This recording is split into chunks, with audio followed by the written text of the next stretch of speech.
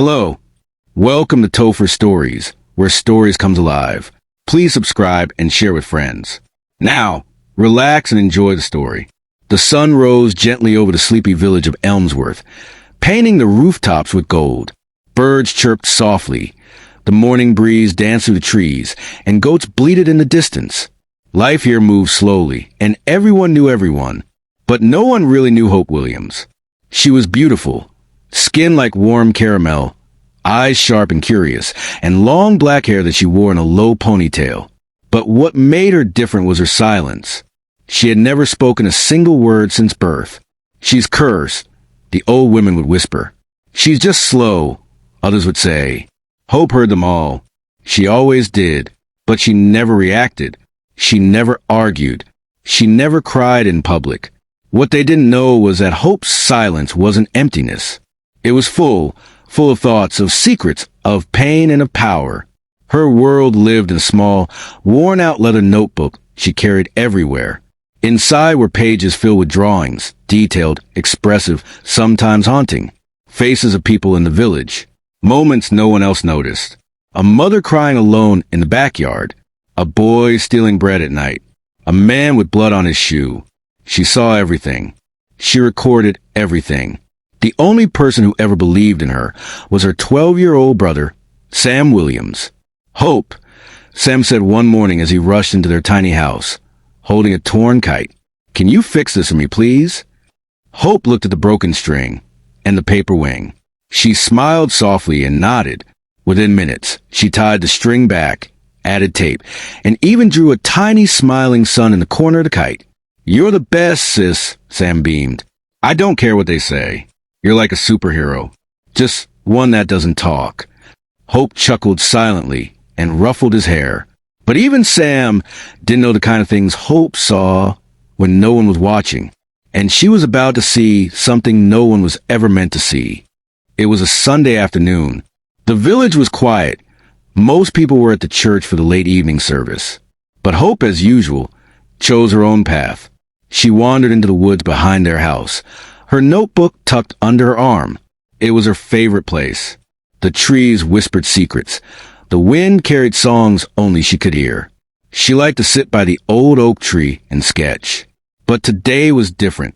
As she neared the clearing, she heard something, a muffled voice, then a loud grunt. She slowed down, her heart beating faster. Curiosity tugged at her feet. She crouched behind a bush and peeked through the leaves. There he was, Pastor Victor Miles. Respected, feared, loved. He was wearing his white shirt, stained with something dark. Sweat rolled down his forehead as he dug into the dirt like a madman. Next to the hole was something wrapped in a black plastic bag. It was big, too big. Hope's eyes widened. He was burying a body. The pastor looked around nervously, then dropped the bundle into the pit. The sound it made, a soft, wet thud, sent chills down her spine. He began covering it quickly, mumbling prayers under his breath. Hope didn't move, didn't breathe. She couldn't scream. She couldn't shout for help, but her fingers itched for her notebook. Once he left, she waited. Then she ran back to her oak tree, flipped open a fresh page, and began to draw. She drew the clearing, the pastor's wild eyes, the shovel, the black bag, the way the soil looked when it covered the bundle. By the time she was done, her hands were shaking. She tore out the page, folded it, and tucked it deep inside the back of her notebook. That night, she didn't sleep. She stared at the ceiling, her heart racing. Who would believe a mute girl with a notebook? No one. But she had seen the truth, and the truth would not stay buried forever. The air in Elmsworth began to shift. Something was off. It started with a whisper. Mr. Daniel Cole, the village's only journalist, hadn't been seen for 3 days. His small office near the market square was locked. His phone rang endlessly.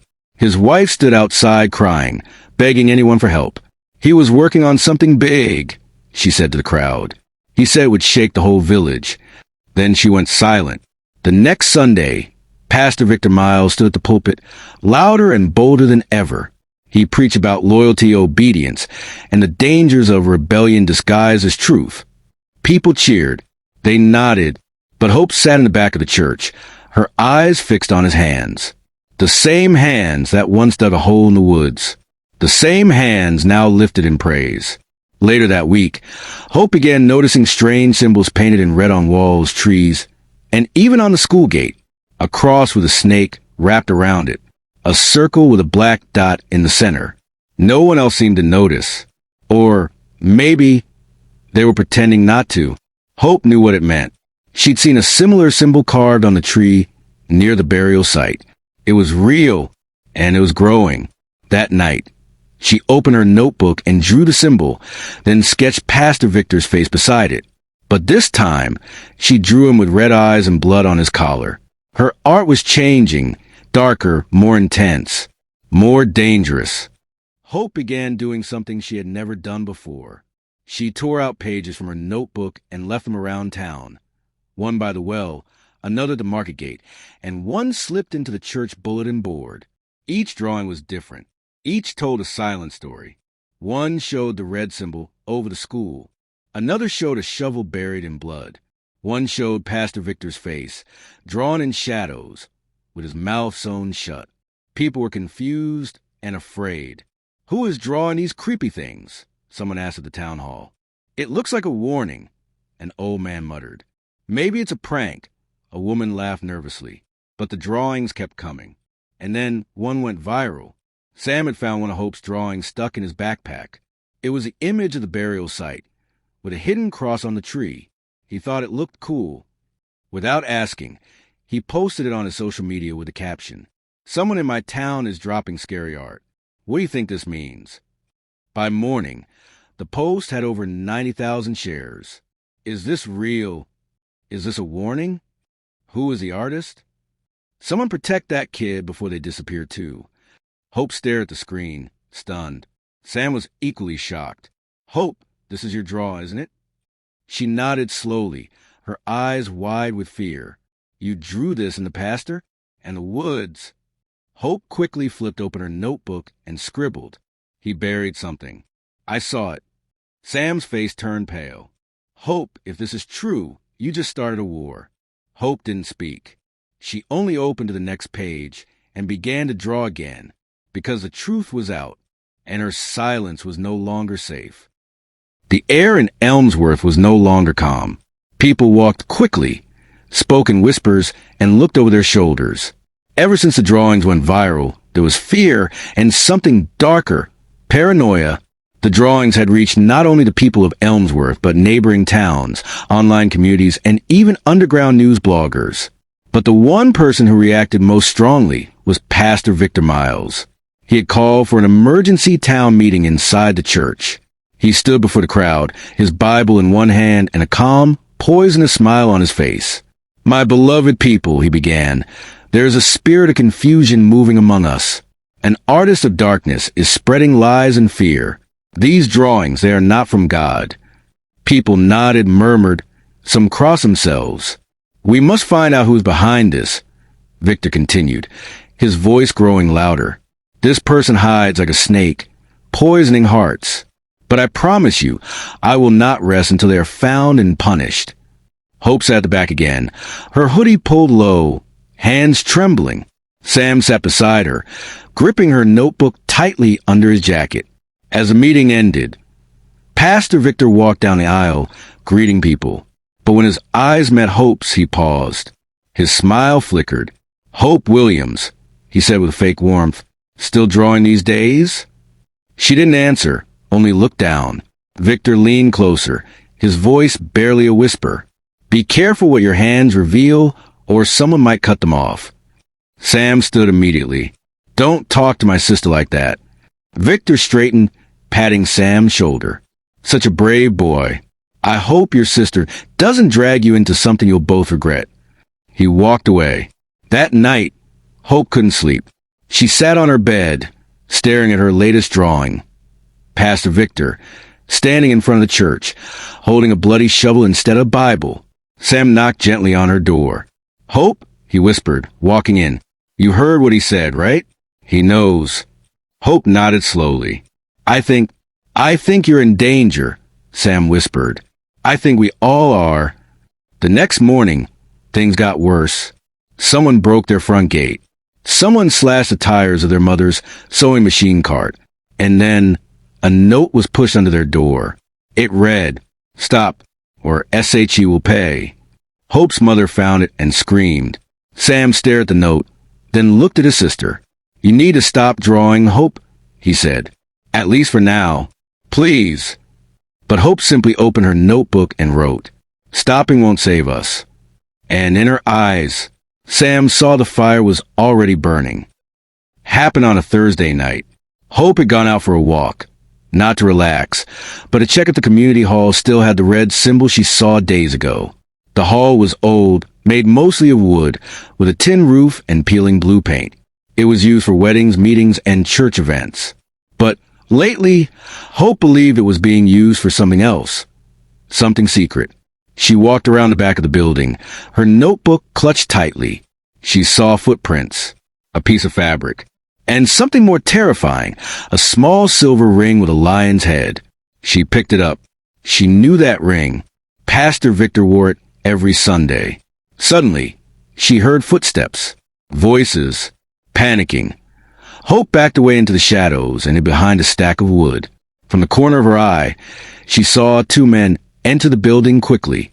One of them carried a red canister. Hope's heart dropped. It was gasoline. She watched in horror as they poured around the wooden beams inside. One of them lit a match. The fire caught instantly, spreading with hungry speed. Hope wanted to run, but then she saw something. The wooden side door of the hall. It had a clear space, untouched by the fire. She rushed toward it, pulled out a sharp stick from her bag, and began to carve a message into the wood. She worked fast, sweat pouring down her face, the heat behind her growing stronger. She carved the outline of a body, arms stiff, legs curled, then the lion ring on its finger, and finally a cross with a snake wrapped around it, just like the red symbol she had seen. It was her boldest message yet. When she finished, she ran. By the time she reached the main road, people were already shouting, "Fire! The hall is burning!" Villagers came running with buckets, but it was too late. The building collapsing on itself, sending black smoke into the sky. The next morning, all that remained was ashes and smoke. But when the villagers walked around the wreckage, someone shouted, "Come and see this. There's something on the side door." They gathered, eyes widened. It was a drawing, burned deep into the wood, still visible despite the flames. A woman gasped, That's Pastor Victor's ring." "Who drew this?" someone whispered. Sam stood at the back, watching. He didn't say a word, but he knew. And so did Hope, who stood beside him, hidden under her hoodie. Her silence was no longer just a quiet shadow. It had become a burning message, and it had just lit a fire that would not go out. 3 days after the community hall fire, a dusty blue van rolled into Elmsworth. No one knew the driver, but everyone noticed a large camera bag slung across his shoulder and the sharp focus in his eyes. His name was Logan Reed, a 28-year-old urban vlogger who ran a 7 YouTube channel called Dark Roads, Truth Beneath Africa's Quiet Towns. He had over 2 million subscribers, and he had come looking for the truth behind the silent artist. Logan had seen the viral drawing of the body, and lion ring burned into the door. He had followed online threads, fan theories, conspiracy comments, and a tip that led him to Elmsworth. He walked into the local cafe, holding a printed copy of the drawing. "Do you know who did this?" he asked the cafe owner, showing the paper. The owner frowned, wiped her hands, and shrugged. "Nobody knows. It just shows up." Logan leaned in. "I don't think that's true. Someone is speaking through these images, and I think someone around here knows exactly who it is." Meanwhile, Sam and Hope were at home. Hope sat by the window, sketching. Sam scrolled through his phone and paused. "Hope," he said, eyes wide. "Look, there's a guy on YouTube talking about your art." He played the video. Logan appeared on screen, standing beside the burned community hall. This village hides something dark. A mute girl, maybe a teenager, is communicating in a way the world wasn't ready for. I'm here to find her, and to help her tell her truth. Hope blinked, then turned the notebook toward Sam. She had drawn a face. Logan Reed's face. Later that afternoon, Sam spotted Logan at the market, holding his camera, speaking to a small crowd. Sam stepped forward. "Excuse me," he said nervously. "You're the guy from the video?" Logan turned and smiled. "Yeah, I'm Logan. Do you know anything about the artist?" Sam hesitated, then nodded slowly. "She's my sister, Hope." Logan's smile faded. "She's real." Sam nodded again. "She saw something, and people have tried to hurt her because of it." Logan looked serious. "Can I meet her?" Sam glanced around and whispered, "Tonight, come to our house. But you have to promise. You help us show the truth without making her speak. She doesn't talk." Logan agreed. That night, Hope met Logan. She didn't speak, but her eyes said everything. Logan sat quietly across from her and showed his camera. "I want to help you," he said gently. "You've already done more with a pencil than most people do with words." Hope smiled faintly. He gave her a sketch pad and said, "Draw it again. Everything you saw. This time we'll record it. Slowly. Step by step." Hope nodded. The plan had begun. The whole village of Elmsworth gathered outside the police station. Phones were raised. Cameras flashed. Reporters shouted into microphones. The gate creaked open. 2 armed officers walked out first, followed by a third holding the handcuffed man everyone had come to see, Pastor Victor Miles. His once spotless white robe was now replaced with a dull prison uniform. His confident eyes were wild, angry, exposed. People gasped. Others screamed. "That's the man we trusted. He baptized my child." He stood over my father's coffin. As Victor was led to the waiting van, he looked around. Then he saw her, Hope, standing quietly in the crowd with Sam and Logan by her side. Victor's voice broke. "You little witch," he barked. "You ruined everything. Do you even understand what you've done?" Hope didn't flinch. She just looked at him. Calm, silent, strong. Logan raised his camera and said, "What she did was bring justice." The door slammed shut. The van pulled away. It was over, or so they thought.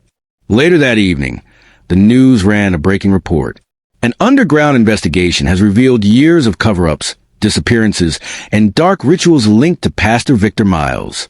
Several hidden graves were found near abandoned church land. People everywhere were shocked. How did he hide all this for so long? Why didn't anyone speak up? He used his power to silence everyone. But Hope's silence became the loudest voice. Her drawings were featured on national TV, printed in magazines, and posted across social media. She was called the silent hero, the girl who spoke through art, the mute who moved a nation. Famous artists recreated her forest drawing on murals across cities. Young girls in villages held pencils proudly. Parents told their children, "You don't need to shout to be powerful. Just be like Hope." That night, Sam sat beside her with tears in his eyes. "Hope," he whispered, "I used to feel sorry for you, but now I feel sorry for anyone who underestimated you." Hope smiled, then wrote something in her notebook.